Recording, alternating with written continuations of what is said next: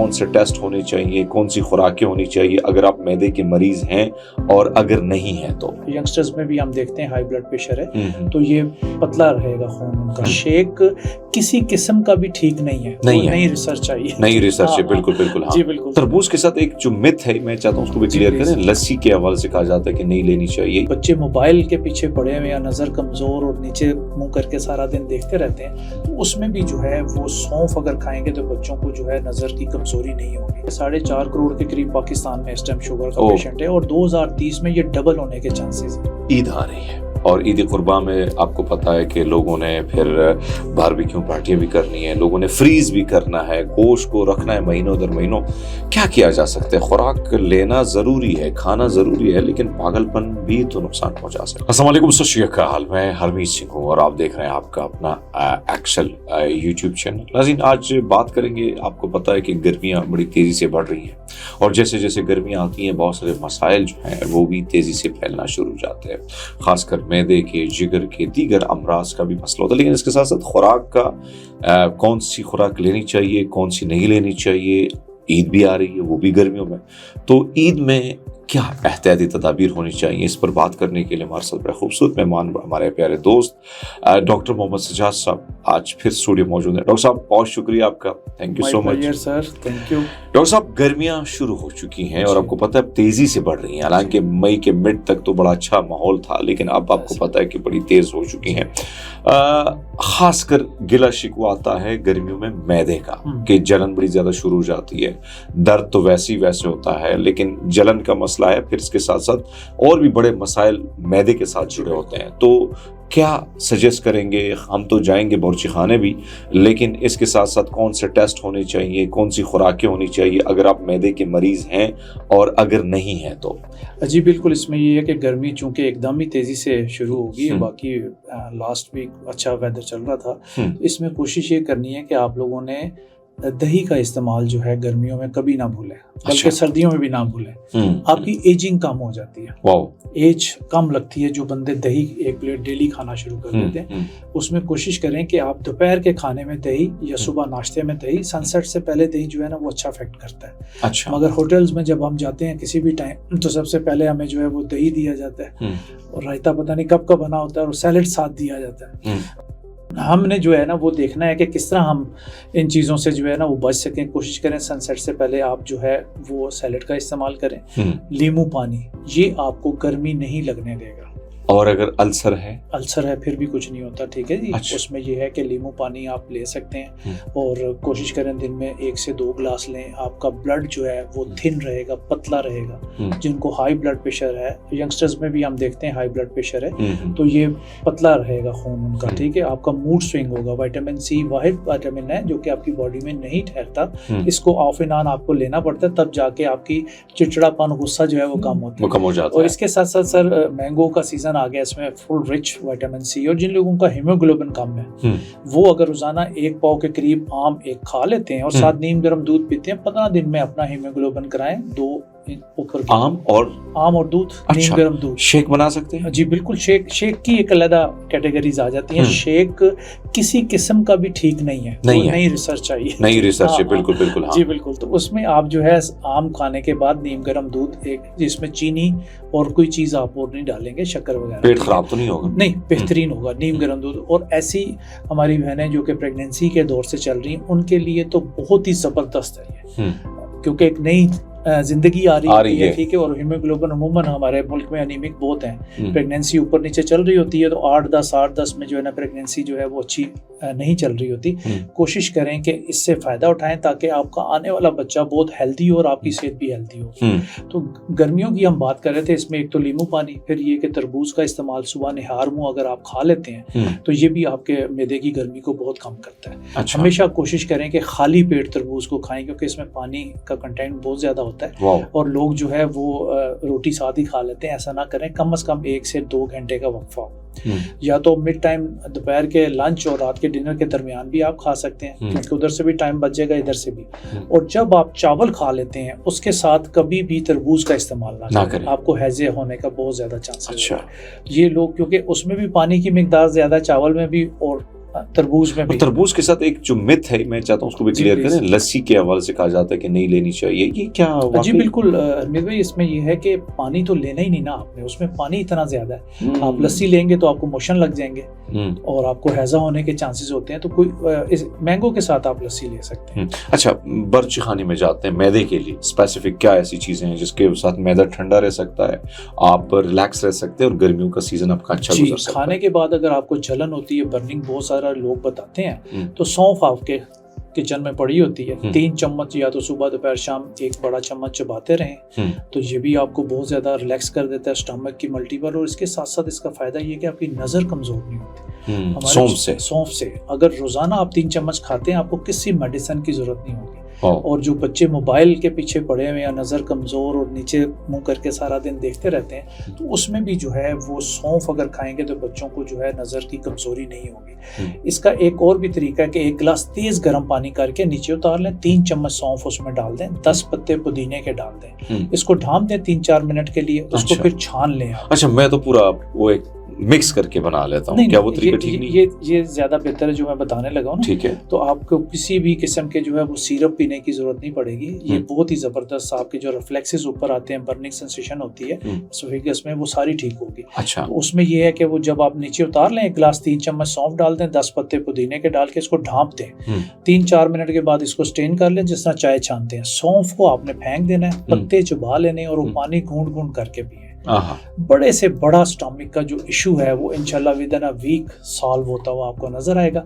इसको आप कंटिन्यू लेते हैं तो आपको कोई मसला नहीं होगा। अच्छा, जो टेस्ट की तरफ आते हैं तो फिर अगर स्टमक प्रॉब्लम मसला है तो कौन से टेस्ट होने चाहिए? ज्यादातर एंडोस्कोपी करवाई जाती है, वो भी आपका जो है वो अगर डॉक्टर कहे तो फिर आप जबरदस्ती खुद जाके ना कहें, क्योंकि एक मुश्किल और सख्त टेस्ट होता है। तो उसमें ये है कि अपने डॉक्टर से पूछ के, जो लीवर स्पेशलिस्ट हैं, ठीक है, जो मैदे के स्पेशलिस्ट हैं, उनसे पूछ के अगर वो आपको रेकमेंड करते हैं और बहुत ज्यादा आपको प्रॉब्लम है या अल्सर्स मैदे में हो जाता है, खून मुंह के रास्ते बाहर आता है, ब्लीड आता है, तो उसमें यह है कि अगर ऐसे प्रॉब्लम है तो अपने डॉक्टर से पूछ के अगर वो आपको एंडोस्कोपी का कहते हैं तो देन आप जरूर करवाएं। इसके साथ साथ आप जो है वो एच पाइलोरी जो है, दुनिया की आबादी अगर 7 से 8 अरब आबादी है तो 50% लोगों को एच पाइलोरी है, लोगों को पता नहीं है इसके बारे में।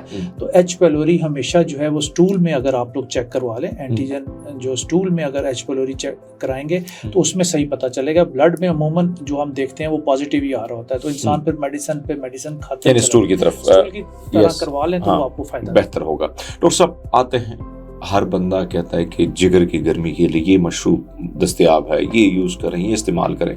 आपके पास ऐसी क्या चीज़ किचन में मौजूद है जो जिगर की जो गर्मी है, खासकर गर्मियों का मौसम है, तो क्या किया जा सकता है? एक तो आपको तरबूज जो है वो मैंने अभी बताया है कि उसको आप वाटरमेलन को रखें। फिर खीरा, खाना खाने से पहले आधा घंटा पहले जो 2 खीरे खाएगा उसको किडनी में स्टोन नहीं बनेंगे, उसको यूटीआई नहीं होगा। यूरिन ट्रैक इन्फेक्शन गर्मियों में बहुत ज्यादा हो जाता है, क्योंकि पसीना ज्यादा निकल रहा होता है, आपका इंटेक भी ज्यादा नहीं होता। तो ऐसे डायरेटिक फल और सब्जियां जो हैं जिसमें अल्लाह ताला ने पानी बहुत मिकदार में, जैसे कद्दू आप ले लें, इसमें रायता बना के खाएं, कद्दू को वैसे खाएं तो वो भी आपको बहुत ज्यादा फायदा करता है। कद्दू का जूस निकाल के अगर आप पीते हैं तो आपका ब्लड प्रेशर कंट्रोल में आ जाता है। अच्छा, रोजाना आधा कप जो बंदा पीता है उसको किसी मेडिसिन की जरूरत नहीं पड़ती। इसके ऊपर बहुत ज्यादा रिसर्च यूरोप में भी हुई, तो लोगों ने इसको इस्तेमाल करना शुरू कर दिया। तो आप जो है ये इस तरह की चीज़ें ले लें। फिर हमारे पास कुछ ऐसी हर्ब्स हैं जिसको हम बता सकते हैं कि अर्के मको, अर्के कासनी। ये आपके जिगर के लिए बहुत ही ज़बरदस्त सूदिंग इफेक्ट डालते हैं, क्योंकि हर तीसरा बंदा जो है वो फैटी लीवर में मुब्तला है, उसके जिगर के ऊपर चर्बी आ गई है। जब जिगर के ऊपर चर्बी आ जाती है तो फिर एंड ऑफ द डे आपको डायबिटीज हो जाती है, शुगर हो जाती है। तो अर्के मको, अर्के कासनी 2 बॉटल लेके इसको मिक्स कर लें, आधा कप सुबह पिए, आधा कप शाम पिए। ये गर्मी नहीं लगने देगा आपको। फिर लेमन पानी मैंने आपको बताया कि वो ठंडा रखेगा, ठीक है। कच्ची लस्सी का इस्तेमाल कर लें। दही और दूध अगर आपको सूट करता है, जिसे हम रिड़का कहते हैं पंजाबी में, वो आप पी सकते हैं, ठीक है। तो उसमें ये है कि चीनी का इस्तेमाल ना करें, वो थोड़ा नुकसान का बायस होता है। आप 1 चम्मच शहद डाल लें। तो ये गर्मियों की जो चीजें हैं, डायरेटिक सब्जियां और फल हैं, ये हमें ज्यादा से ज्यादा जो है वो इनटेक करना चाहिए। काली तोरी को आप ले लें, इसमें बहुत पानी है, अच्छा, काली तोरी में? काली तोरी में बच्चे इसको पसंद नहीं करते, हालांकि मैं भी नहीं पसंद करता। बहुत टेस्टी चीज़ है। और ये पानी, इसमें बहुत पानी का कंटेंट है। कद्दू है, टिंडा है, शलजम है, इसमें पानी बहुत ज़्यादा है। तो गर्मियों में अल्लाह ताला ने उस हिसाब से देखें सब्जियां और फल हमें दिए हैं जो कि हमें ज़रूरत होता है। तरबूज को देख लें तो पानी का कंटेंट बहुत ज़्यादा है, खरबूजे को देखें तो उसमें पानी का कंटेंट बहुत ज़्यादा है। तो जिनमें पानी का कंटेंट बहुत ज़्यादा है उसको हम जो है वो गर्मियों में ज़्यादा प्रेफर करें तो ज़्यादा बेहतर है। आप लीवर का जो है अगर आप लोग टेस्ट करवाना चाहें तो LFT जो है वो जरूरी है, लीवर फंक्शन टेस्ट। और ये कितने अरसे में? ये आपको हर 6 महीने बाद जरूर करवा लेना चाहिए, क्योंकि हम हेल्थ बजट नहीं बनाते हैं ना, तो ये कि जेब पे फिर ग्रां गुजरता है, फिर हम कराते नहीं है। और एब्डोमिनल अल्ट्रासाउंड साल में 1 से 2 मरतबा, एब्डोमिनल अल्ट्रासाउंड साल में 1 से 2 मरतबा करवाना जरूरी है। लीवर का पता चलेगा, आपके किडनीज का पता चलेगा कि अंदर वो कैसे आपके साथ बिहेवियर हो रहा है। हमें तो पता ही नहीं चलता ना जब तक कोई ज्यादा बीमारी ना हो। आपने अभी एक उंगली पे पट्टी बांधनी है, 10 लोगों ने पूछना है सर आपको क्या हुआ क्या हुआ। अब जिस बंदे को शुगर है, जॉइंट्स पेन है, ब्लड प्रेशर है, उसको बीमार कोई तसव्वुर नहीं करता, क्योंकि वो अनविजिबल है, नजर नहीं आ रही ना चीजें। तो इसलिए कोशिश करें साल में 1 से 2 मरतबा अपने 5-6 टेस्ट जो हैं वो लाजमी करवा लें। आपकी इजाजत हो तो मैं बता दूं। जी बता दें। ब्लड CP करवाना बहुत जरूरी होता है, बच्चों का भी कराएं, एनीमिक होते हैं। ब्लड CP अपना कराना है, LFT कराना है, liver function test, RFT renal function test के उसमें क्रेटिनिन, यूरिया और आपका यूरिक एसिड कितना है वो लोगों को नहीं पता चलता। यूरिक एसिड भी एक साइलेंट किलर है, जिस तरह ब्लड प्रेशर है वो भी चलता रहता है। तो उसके बाद HbA1c करवाना बहुत जरूरी है कि पिछले 3 माह की शुगर आपको पता चले। अगर आपके खानदान में पहले शुगर के पेशेंट हैं तो आपको ये टेस्ट करवाना बहुत लाजमी है। जो घरों में आपने मशीनें रखी होती हैं उनकी मेजरमेंट इतनी अच्छी नहीं होती है, तो आप कोशिश करें डीप ब्लड से जो है HbA1c किसी अच्छी लेबोरेटरी से टेस्ट करवा लें तो आपको पता चलेगा। इसके बाद T3, T4, TSH एक टेस्ट है थायराइड का, ये भी लोगों को बहुत ज़्यादा या तो ज़्यादा तेज़ी से चल रहा होता है या ये स्लो काम कर रहा होता है। तो दोनों सूरतों में जो है आपको मेडिसिन की ज़रूरत होती है। आदमी को पता नहीं चलता एकदम इतना मोटापा हो गया और एकदम इतना सूख गया। तो जब ये चीज़ों के रिजल्ट आपके पास आए तो वो आप ज़रूर अपने डॉक्टर से मिलें। इसके बाद एब्डोमिनल अल्ट्रासाउंड साल में 1 से 2 मरतबा और ज़रूर आप लोगों को ये टेस्ट छोटे से। डॉक्टर साहब एक और चीज़ जो आ रही है वो है शुगर, और मेरे ख्याल में कुछ रिपोर्ट्स आ रहे हैं कि 4 करोड़ के करीब हैं। फिर आप अभी फरमा रहे थे कि भाई दुनिया में हाफ मिलियंस, मतलब पूरी दुनिया की जो तादाद है। जी बिल्कुल, इसमें ये है कि 4.5 करोड़ के करीब पाकिस्तान में इस टाइम शुगर का पेशेंट है और 2030 में ये डबल होने के चांसेस हैं। डबल हो जाएगा, मतलब देखेंगे अभी 4 साल के बाद हम डबल होने जा रहे हैं। तो अभी से हमें देखना होगा कि हमारा कल कैसे सेफ होगा। ये भी कहा जाता है कि जिसको शुगर हो, कोई और बीमारी ना हो तो उसका जिस्म तबाह बर्बाद हो जाता है, रेटिनोपैथी हो जाती है, किडनी के मसाइल हो जाते हैं, हार्ट अटैक साइलेंट हो जाता है, आपकी हड्डियां जो हैं वो वीक होना शुरू हो जाती हैं। बहुत सारे प्रॉब्लम्स शुगर की वजह से पूरी बॉडी जो है आपका मेटाबॉलिज्म पूरा ख़राब हो जाता है। तो अगर आपके ख़ानदानों में पहले से शुगर के अमराज चल रहे हैं तो फिर आपको कॉन्शियस होकर अपनी लाइफ को जो है वो आगे लेके चलना होगा। ठीक है। हमें वॉक प्रेफर करनी चाहिए कि हम आधा पौना घंटा दोस्तों के लिए 6-6 घंटे बैठे रहते हैं, खाना खा के वहीं ढेर हो जाते हैं। हमें आधा घंटा पौना घंटा जो है वॉक रखनी है और थोड़ा सिलेक्टिव होकर खाना खाना है, क्योंकि कार्बोहाइड्रेट बेतहाशा हम खाते हैं। हर काम में हम कहते हैं ओ जी रोटी खा आइए, हर काम में रोटी खा रहे हैं, तो वो एक शुगर को ट्रिगर कर रहा है, चावल ट्रिगर कर रहा है। तो आप कोशिश करें कि जब आपको रोटी के बगैर जिंदा रह सकते हैं, किसी किताब में नहीं लिखा हुआ है कि रोटी नहीं खाएंगे तो आप फौत हो जाएंगे, तो आप उसके ऑल्टरनेट चीज़ें ढूंढें। स्टीम किया हुआ फिश खा लें, स्टीम की हुई चिकन खा लें, मटन खा लें, बीफ खा लें, सैलड खाएं, चना चाट बना लें, लोबिया चाट बना दें, आपको ताकत ज़्यादा आएगी रोटी से। और कार्बोहाइड्रेट जो है ना बेसिकली ये शुगर को बहुत ज़्यादा ट्रिगर करता है और एक वक्त में जो है वो ज़्यादा टाइम बैठ के शुगर का पेशेंट खास तौर पे ज़्यादा पेट भर के रोटी ना खाए। आप हर 3 घंटे बाद थोड़ी सी स्नैक्स कुछ भी खाएं तो आपकी शुगर एकदम ट्रिगर नहीं करेगी। यहाँ बताते जाएं कि अमरूद खाना खाने से अगर आप आधा घंटा पहले खाते हैं तो आपकी शुगर जो है वो ट्रिगर नहीं करती। और जिन लोगों को कब्ज रहती है वो खाना खाने के 1 घंटे बाद अगर अमरूद खाएंगे तो उनकी कब्ज के लिए बेहतरी है। तो शुगर के लिए किचन में हमारे पास क्या है? तो HbA1c टेस्ट हमने करवाना है। दूसरा हमारे हर 3 महीने बाद साल में 2 मरतबा करवा लें, काफी है। जी बिल्कुल। अच्छा। फिर सिनेमन हमारे किचन में दारचीनी है, दारचीनी का पाउडर कर लें, सिलोन वाली जो गोल्ड रोल वाली होती है, 1 पाव लेके इसका पाउडर करने के बाद 2-3 मिनट तवे पे गरम करके इसको नीचे उतार लें। सुबह निहार मुंह या शाम को 1 कप गरम छोटे साइज का ले लें और आधा चम्मच दालचीनी का पाउडर और 1 चम्मच शहद। ये डेली जो है शुगर का पेशेंट पीता है तो उसके जॉइंट्स पे शहद का मामला जो है 1 चम्मच रेकमेंड। आजकल प्योर नहीं आती ना, बस आपको किसी भी अच्छी फार्मी कंपनी का ले सकते हैं। तो उसमें ये है कि 1 चम्मच रिकमेंडेड है, आपकी मसल्स की मायोपैथी नहीं होती है इससे। शहद से अगर असली मिल जाए तो सोने पे सुहागा, नहीं तो फिर किसी फार्मी अच्छी कंपनीज के मिल जाते हैं, ठीक है। तो वो आप डेली पीना शुरू करें, इससे आपके जॉइंट्स में दर्दें नहीं होंगी, जोड़ों में दर्दें नहीं होगी, हड्डियां ठीक रहेंगी, आपकी मेमोरी अच्छी होगी। तो ये बहुत ही सिनेमन के ऊपर, यूरोप के ऊपर भी बहुत ज़्यादा लोगों ने रिसर्च की और वहाँ पे ये बहुत कॉस्टली डब्बों में बंद करके दी जा रही है। तो हमारे मुल्क में मिल जाती है, तो आप लोग इसका इस्तेमाल करें। ये बहुत अच्छा है। फिर मेथी दाना आपके पास बेतहाशा है। एक मेथरे होते हैं जो अचार में डलते हैं, वो थोड़े मोटे होते हैं, ये मेथी दाना बारीक होता है। दोनों की फायदियत है, मगर मेथी दाने का ज्यादा है। रात को 1 चम्मच चाय वाली पानी में भिगो दें, 1 स्टिक दालचीनी के साथ भिगो दें, सुबह हिला के अच्छी तरह दालचीनी फेंक देनी है, वो आप डेली पीना शुरू। और अगर एसिडिटी है उसके साथ फिर क्या करना चाहिए? उसके साथ आप ये कि थोड़ा सा जो है वो उसमें लेमन का इस्तेमाल कर सकते हैं, ठीक है।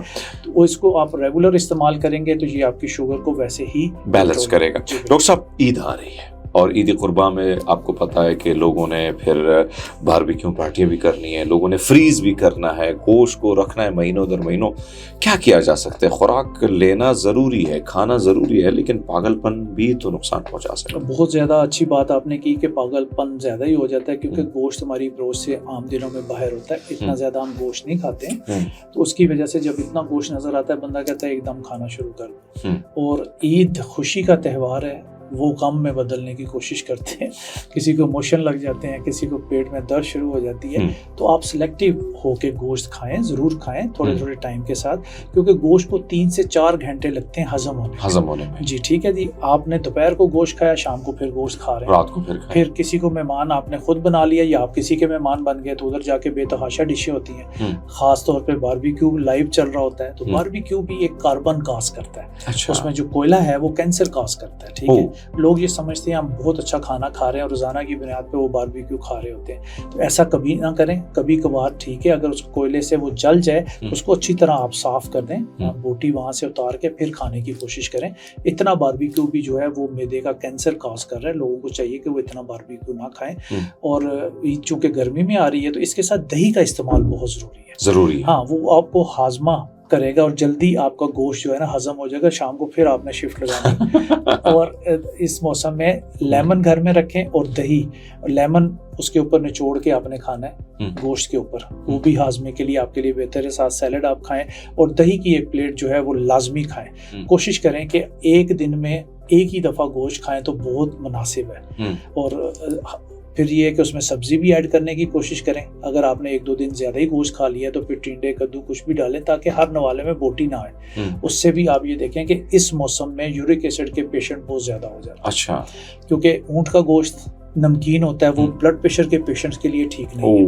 वो बहुत ज़्यादा नमकीन होता है, उसको देख के खाना चाहिए, ठीक है। उसके बाद ये कि बीफ जो है वो भी बहुत ज़्यादा लोग खाते हैं, ब्लड प्रेशर के लिए भी बहुत ज़्यादा। फिर आपके जिगर के लिए भी, जिगर का जो मरीज़ है वो उबला हुआ गोश्त जो है वो सिर्फ खाए, स्पाइसी वाला खाना ना खाए और 2 टांग से ज़्यादा ना खाए। 2 टांग में 2 से 4 बोटी में परमिशन कर रहा हूँ। हमारे घरों में जो बुजुर्ग होते हैं कहते हैं ओला कसम अभी गोश्त मिला खाएंगे, तो गोश्त तो छोड़ेंगे नहीं। गोश्त मिलेगा तो फिर बाद में प्रॉब्लम भी तो होगा। हाँ। तो इसमें यूरिक एसिड के पेशेंट की हम बात कर रहे थे कि इनका ट्रिगर हो जाता है, बहुत ज्यादा दर्दें निकल आती हैं। पानी का इंटेक ज्यादा रखें अगर आपने गोश्त खाना है, और बड़े का गोश्त ज्यादा ना खाएं जिन लोगों को यूरिक एसिड है। मटन पे भी वो हल्का हाथ रखें तो बेहतर है, ना कि आपको चलना फिरना दोपहर हो जाए। और बाज़ दफ़ा ऐसा होता है अरविंद भाई कि 8 नंबर का पाँव 10 नंबर का हो जाता है यूरिक एसिड में। इतना बड़ा पाँव हो जाता है, इतनी दर्द निकल स्वेल हो जाता है ना। और अंगूठे के बाहर एज पे जो है वो सुर्खी आ जाती है और लाइक शूटिंग पेन, जैसे गन से कोई फायर कर रहा है। और रात के टाइम अगर आपको ऐसी सूरत हाल होती है तो गर्म पानी में नमक डाल के और एसी वाले कमरे से बाहर निकल जाए। ठंडक में और ट्रिगर होता है, तो गर्म पानी में नमक डाल के पाँव डिप करके आपको रखें ताकि वो दर्द सबसाइड हो जाए। सुबह अपने डॉक्टर से मिलें। गोश्त को इत्तेदाल के साथ अगर आप खाएंगे, चाहे वो बारबेक्यू है, चाहे आपने स्पाइसी बनाना है, चाहे आपने कढ़ाइयाँ बनानी है, तो गर्मी के मौसम में कोशिश करें कि एहतियात के साथ गोश्त खाएं, दही और लीमू के साथ। लोग जो है वो गोश्त फ्रीजर में 6 महीने साल के लिए स्टॉक कर लेते हैं, जो कि मैं समझता हूँ ठीक नहीं है, क्योंकि लोड शेडिंग भी होती है तो उसका टेम्परेचर मेंटेन नहीं होता। इसलिए कोशिश करें कि अगर आपने न्यूट्रिशन वैल्यू लेनी है तो 2 से 3 हफ्ते के अंदर गोश्त को ख़त्म कर दें। इतना लंबे अरसे तक फ्रीज़र में गोश्त को फ्रीज ना किया जाए, उसकी न्यूट्रिशन वैल्यू जो है वो अच्छी नहीं रहती। डॉक्टर साहब बहुत शुक्रिया आपके वक्त का, और आपको भी ईद मुबारक, तमाम तरह देखने वालों को ईद मुबारक। लेकिन इस बड़ी ईद में कोशिश करें कि अपने फ्रिज भरने के बजाय अपने आस पड़ोस में जो वो लोग जो बड़ी मुश्किल से कहीं उनको गोश्त देखने को सिर्फ मिलता है, खाने को नहीं मिलता, तो उनमें अगर आप बांटते हैं, क्योंकि ये कुर्बानी की जो ईद है, ईद कुर्बान, इसको कुर्बानी की बात इसमें होती है, यानी अपना सब कुछ कुर्बान कर देना, तो फिर गोश्त को फ्रीज़र के बजाय वो आपके लिए नुकसानदेह साबित होता है। अगर आप किसी में बांटते हैं तो यकीनन उससे आपको सुकून भी मिलता है, और इसके साथ साथ कहीं ना कहीं आप जो असल कुर्बानी जिसके लिए ये एक पैगाम ये ईद ले आती है, तो उसका भी एक अच्छा सा पैगाम भी चला जाता है, और कहीं ना कहीं आपको ज़हनी सुकून भी मिल जाता है। सो बहरहाल अपना बहुत सारा ख्याल रखिएगा, हमें दीजिएगा इजाज़त, नए टॉपिक के साथ दोबारा हाजिर होंगे। सो तब तक के लिए खुदा हाफिज।